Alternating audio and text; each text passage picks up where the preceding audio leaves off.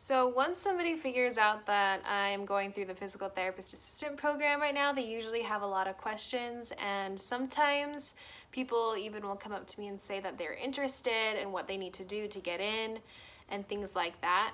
And so I figured I would just do a video and explain all of it so I don't have to make 10 different videos.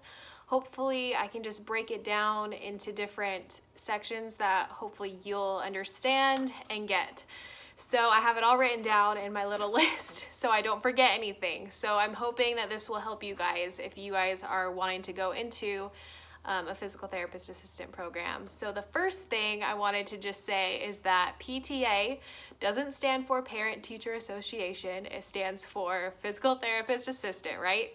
So I'm assuming that because you're watching this video that you know what they do, so I'm not going to go into that. But you can look it up on the internet and type in what they do and it'll come up. So first thing is how to get into PTA school. That's the first thing, right? That's kind of the first thing that comes to mind. How do I get into PTA school? So first thing is prerequisites, right? You have to have a certain amount of classes in order to even apply. So I'm going to tell you my experience and what classes I had to take for my program, but it varies from each school depending on where you want to go.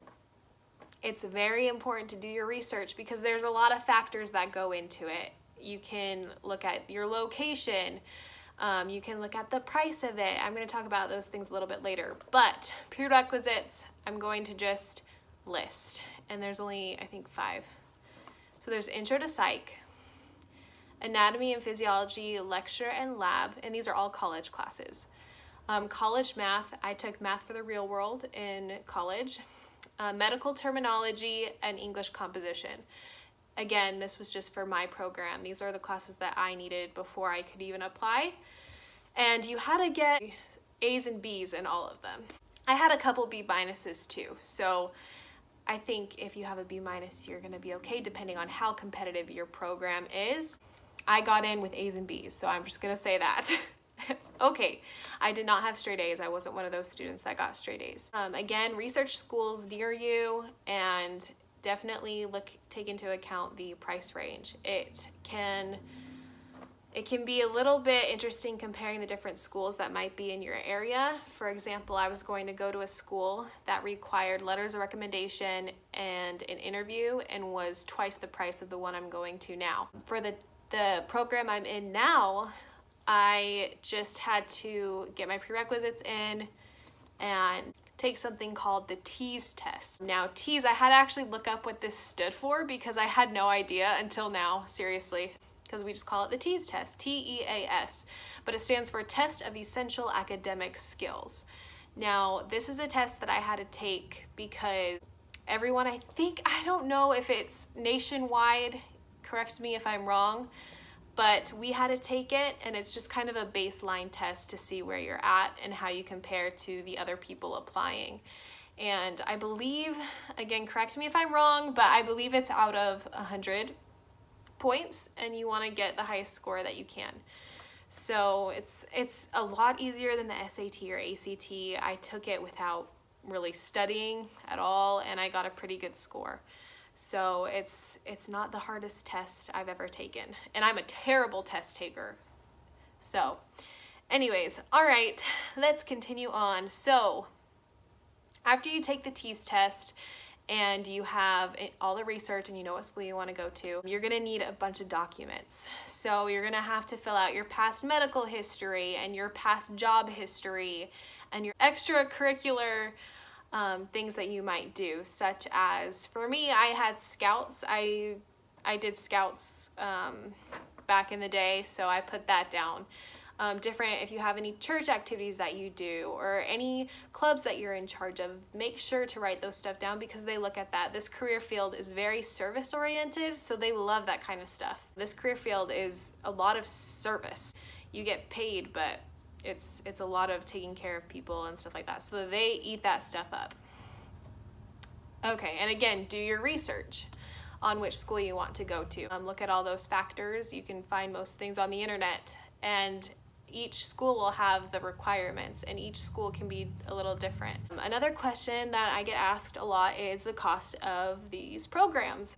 Now, my program is about, I think it's around $24,000. Sorry about my dog. Hey, Mav. So I guess he's just gonna sit in the background. All right. This dog, I love him to death, but he just is great. Anyway, okay, sorry, cost of programs.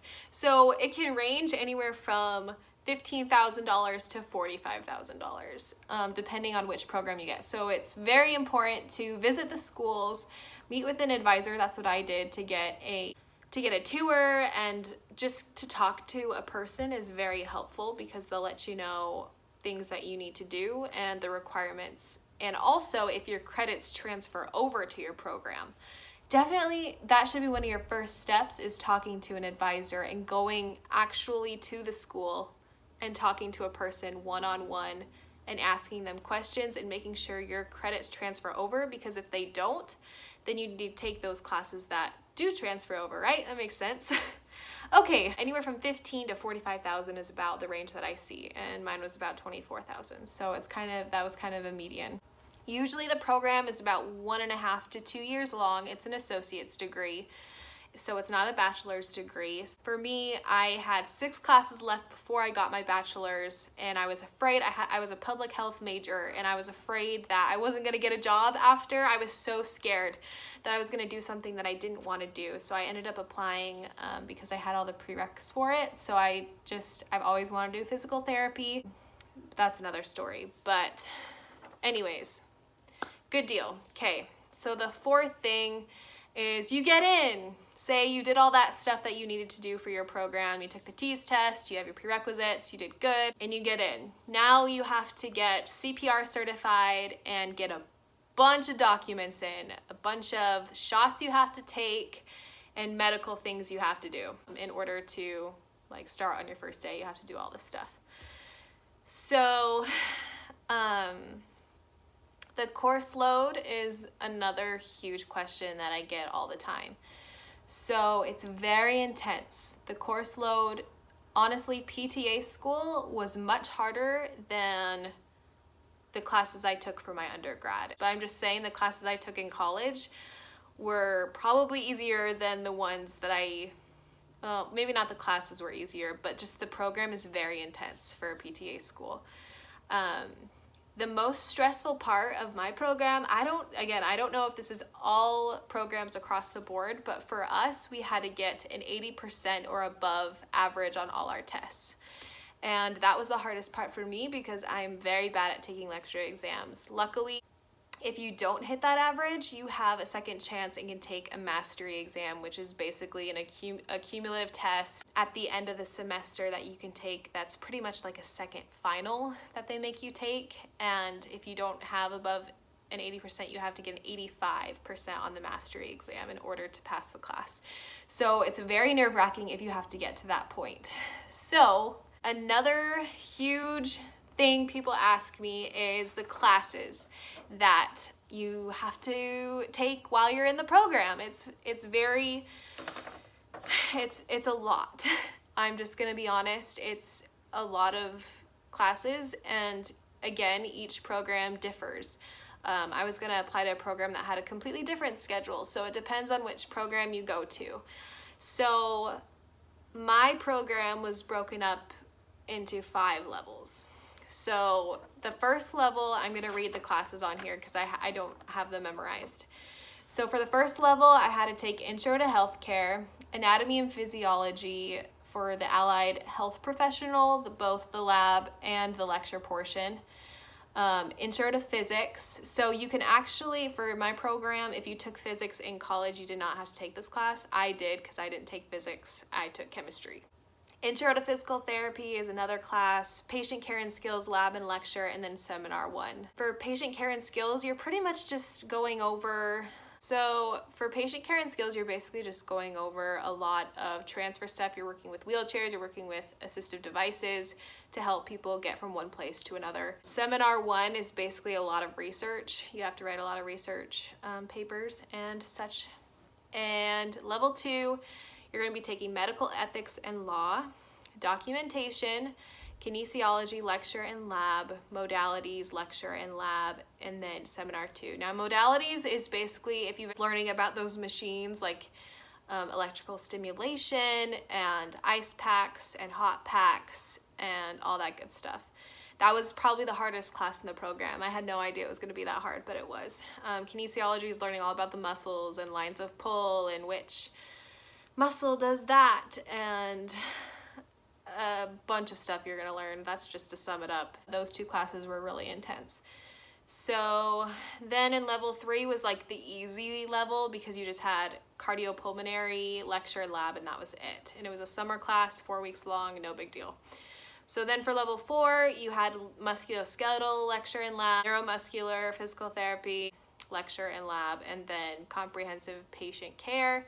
And then your first clinical happens as well, this is where I'm at. I'm in level 4 doing my first clinical rotation currently. And I'm working at a hospital and it's been really fun, but we can talk about that later. So then level 5, you have a capstone class, which I'm pretty sure is just going through stuff for the national board exam you have to take. It's just preparing for that test that you have to take at the end, the board exam.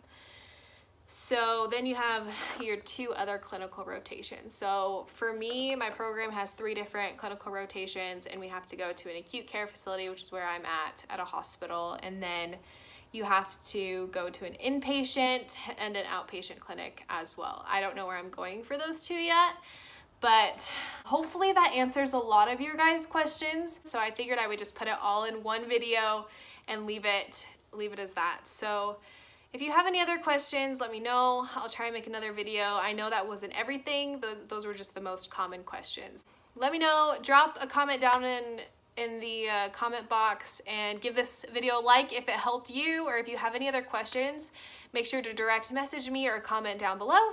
And I will see you all later. Bye. I left our door over.